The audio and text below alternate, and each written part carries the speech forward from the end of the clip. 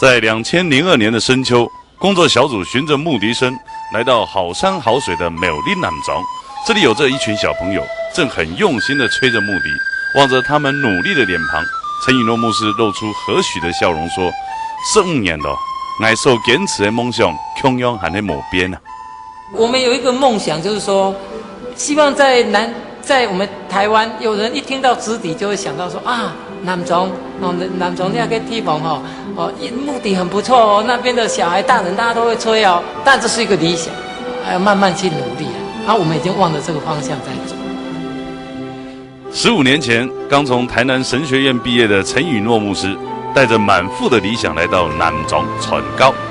没想到这里的人虽然热情，但是因为牧师不会说哈嘎发，传教相当不顺利。陈牧师想着想，既然大人无法沟通，那就从比较天真的小孩进行好了。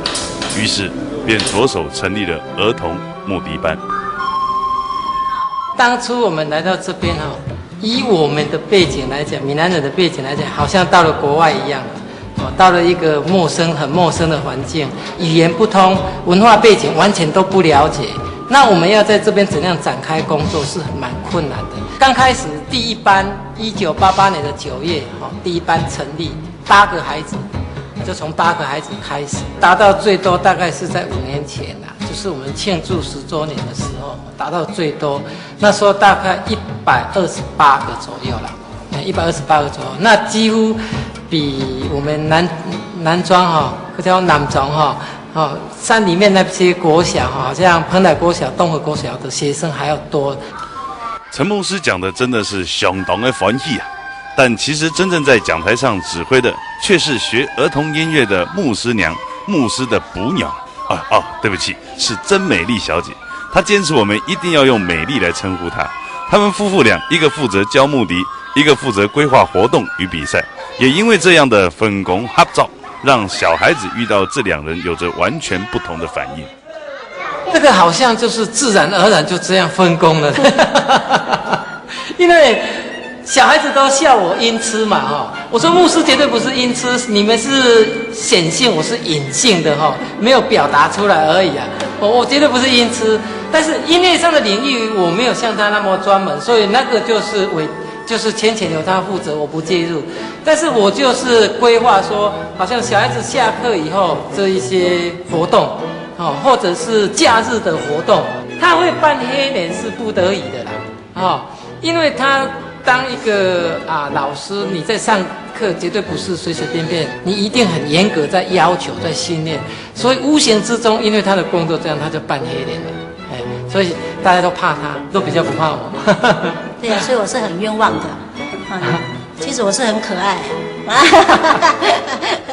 陈牧师与真美丽小姐不但带着他们练牧笛，空闲的时候还会带着这群孩子到野外踏青。渐渐的，南庄牧笛班的名声就越来越响亮了。如今，这群在音乐中成长的小孩，有7人就读了音乐系，而且还有1人也怀着干文的心回乡任教。因为我小时候也是来这里学直笛，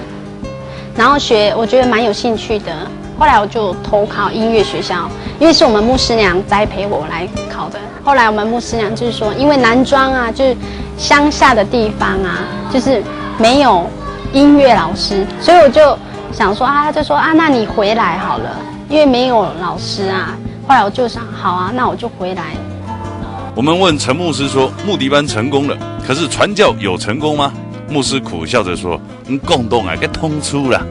牧师说，教会的教友没有变多，但是教会的朋友却变多了。我们想，他为南庄人做的一切，或许对不起耶稣基督，但是他一定对得起所有的南庄人。不要小看南庄你不小心一碰到随便碰到了一个路人，都是牧笛高手我们都这就是我们的希望也许